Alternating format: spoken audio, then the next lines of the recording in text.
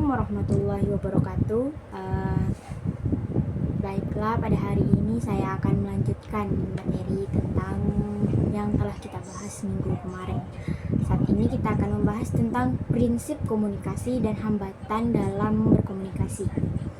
Sebelum itu, perkenalkan, saya Chelsea Altofunisa dengan NIM 2500282. Dosen pengampu saya yaitu Bapak Dr. Hanif Al-Qadri SPD MPD. Baiklah teman-teman, saya akan menjelaskan tentang apa saja prinsip dari komunikasi tersebut. Yang pertama yaitu ada prinsip simbol yang bersifat simbolik, yang dimana lambang atau simbol adalah sesuatu yang digunakan untuk menunjukkan sesuatu lainnya. Ciri pentingnya ialah membangkitkan makna setidaknya bagi sekelompok orang. Lambang atau simbol meliputi kata-kata seperti pesan verbal, perilaku non-verbal, dan objek yang maknanya disepakati bersama. Lambang atau simbol adalah salah satu kategori tanda. Hubungan antara tanda dengan objek dapat juga direpresentasikan oleh ikon dan indeks. Tapi ikon dan indeks tidak memerlukan kesepakatan. Yang kedua yaitu setiap perilaku mempunyai potensi komunikasi. Peluang berkomunikasi itu terdapat di mana-mana. Dengan kata lain, kita tidak berkomunikasi tidak berarti bahwa semua perilaku adalah komunikasi. Komunikasi terjadi bila seseorang memberikan makna pada perilaku orang lain, atau bisa juga seperti memberikan respon atau timbal balik dari sesuatu hal. Yang prinsip yang ketiga yaitu komunikasi mempunyai dimensi isi dan dimensi hubungan, yang dimana dimensi isi disandi secara verbal, sementara dimensi hubungan disandi secara non-verbal. Dimensi isi ini menunjukkan muatan komunikasi, yaitu apa yang dikatakan oleh si komunikator. Dimensi hubungan menunjukkan bagaimana cara mengatakan atau pilihan kata, bahasa tubuh, serta nada suara, intonasi ucapannya, yang juga mengisyaratkan hubungan peserta komunikasi dan bagaimana seharusnya pesan tersebut ditafsirkan.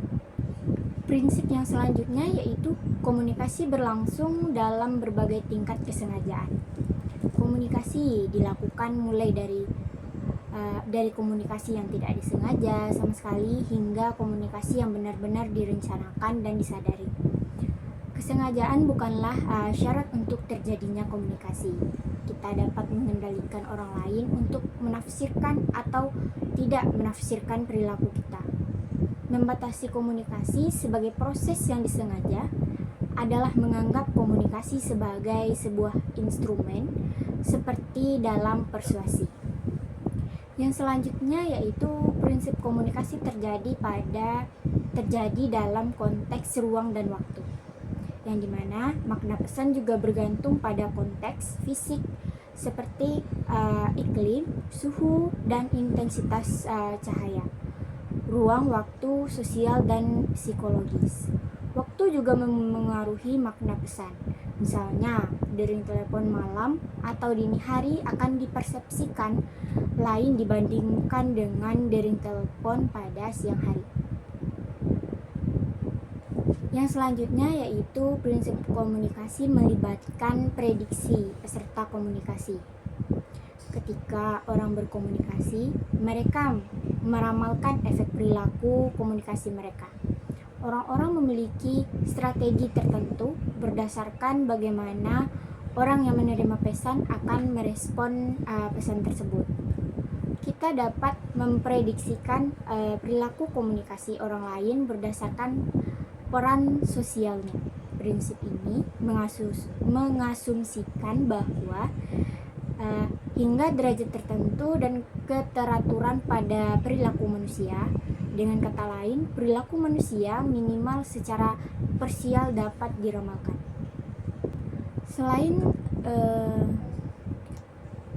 6 prinsip-prinsip komunikasi yang telah saya jelaskan tadi, ada beberapa prinsip lainnya, seperti komunikasi itu bersifat sistemik. Yang kedua, komunikasi bersifat persesual, dinamis, dan transaksional. Yang ketiga, semakin mirip latar belakang sosial budaya, semakin efektiflah komunikasi tersebut. Yang ketiga, komunikasi bersifat irreversible. Yang selanjutnya yaitu komunikasi bersifat non-sekuensial. Dan yang terakhir yaitu komunikasi bukan panacea untuk menyelesaikan berbagai masalah. Selanjutnya saya akan menjelaskan tentang hambatan-hambatan yang terjadi pada saat kita berkomunikasi. Ada banyak sekali hambatan-hambatan dalam berkomunikasi tersebut. Tidak mudah untuk melakukan komunikasi secara efektif. Bahkan beberapa para ahli komunikasi mengatakan bahwa tidak mungkinlah seseorang berkomunikasi yang sebenar-benarnya efektif. Ada banyak hambatan yang bisa merusak komunikasi tersebut. Apa sih gangguan dan hambatan dalam berkomunikasi itu? Ada 2 jenis gangguan terhadap jalannya komunikasi yang menurut sifatnya dapat diklasifikasikan sebagai berikut. Yang pertama yaitu gangguan mekanik. Gangguan yang disebabkan oleh saluran komunikasi atau kegaduhan yang bersifat fisik. Contohnya, gangguan suara ganda pada pesawat radio, gambar meliu-liu atau berubah-ubah pada layar TV, huruf tidak jelas, serta halaman yang sobek pada surat kabar. Yang kedua yaitu gangguan semantic noise. Gangguan jenis ini bersangkutan dengan pesan komunikasi yang pengertiannya menjadi rusak. Dengan kata lain, gangguan semantik tersaring ke dalam pesan melalui penggunaan bahasa. Gangguan semantik terjadi dalam salah satu pengertian. Pada hakikatnya, orang-orang yang terlibat dalam komunikasi menginterpretasikan bahasa yang menyalurkan sesuatu pesannya dengan berbagai cara. Karena itu, mereka mempunyai pengertian yang berbeda-beda. Lambang kata yang mempunyai pengertian yang berbeda untuk orang-orang yang berlainan. Ini disebabkan oleh 2 jenis pengertian mengenai kata-kata. Ada yang mempunyai pengertian denotatif dan konotatif. Yang dimana denotatif merupakan suatu perkataan yang lazim terdapat dalam kamus yang secara umum diterima oleh orang-orang dengan bahasa dan kebudayaan yang sama. Yang kedua yaitu konotatif, yang dimana pesan yang bersifat emosional, latar belakang dan pengalaman seseorang. Tidak hanya itu teman-teman, ada juga gangguan psikologis yang terjadi yang dapat menghambat dan mengganggu dalam berkomunikasi, meliputi gangguan yang merasuki pikiran dan perasaan seseorang yang mengganggu penerima pesan yang akurat. Contohnya melamun. Kita sering kehilangan pesan sama sekali karena kita melamun. Nah, dari 3 jenis gangguan yang telah saya jelaskan tadi, ada beberapa macam lagi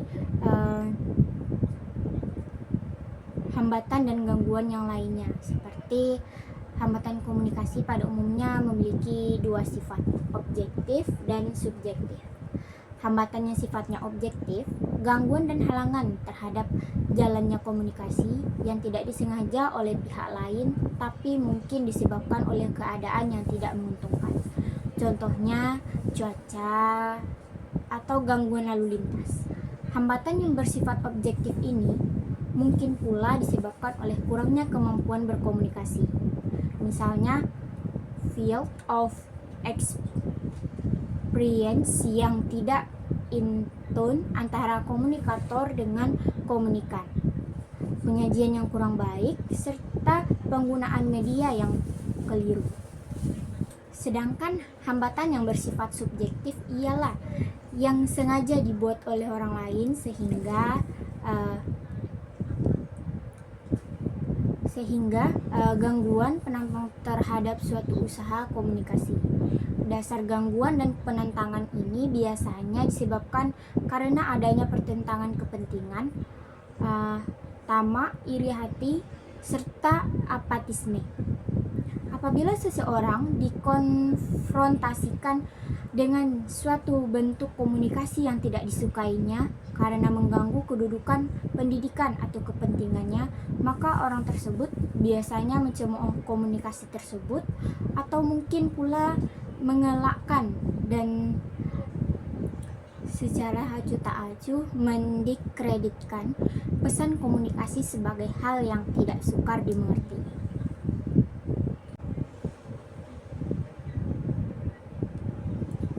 Dari banyaknya hambatan yang telah saya jelaskan tadi, apa sih penyebab terjadinya hambatan komunikasi tersebut? Yang pertama yaitu perbedaan budaya dan bahasa. Interpretasi terhadap pesan bisa berbeda tergantung pada latar belakang budaya dan bahasa yang digunakan. Hambatan fisik atau teknis contohnya seperti kebisingan, sinyal yang terganggu, atau perangkat komunikasi yang kualitas rendah. Kondisi psikologis emosi seperti marah, kecewa, atau stres dapat mengaburkan makna pesan yang disampaikan. Dan yang terakhir yaitu sikap dan prasangka. Anggapan negatif terhadap lawan bicara dapat menghambat komunikasi yang terbuka dan jujur. Ada contoh-contoh lain dari hambatan dan gangguan dalam berkomunikasi, seperti yang pertama yaitu yang sering terjadi saat presentasi kuliah. Dosen menggunakan istilah teknis yang belum dipahami oleh siswa sehingga siswa tersebut sulit untuk memahami apa inti dari pesan yang disampaikan. Yang kedua yaitu komunikasi antar tim kerja terganggu karena perbedaan gaya komunikasi antara generasi muda dan senior. Dan yang selanjutnya yaitu seorang mahasiswa menggunakan istilah teknis kepada masyarakat awam yang tidak mengetahui, yang tidak memahaminya.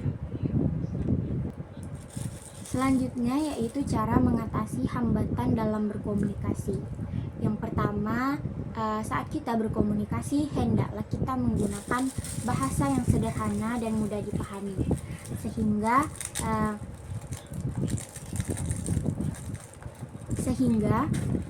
komunikan dapat memahami pesan yang kita sampaikan.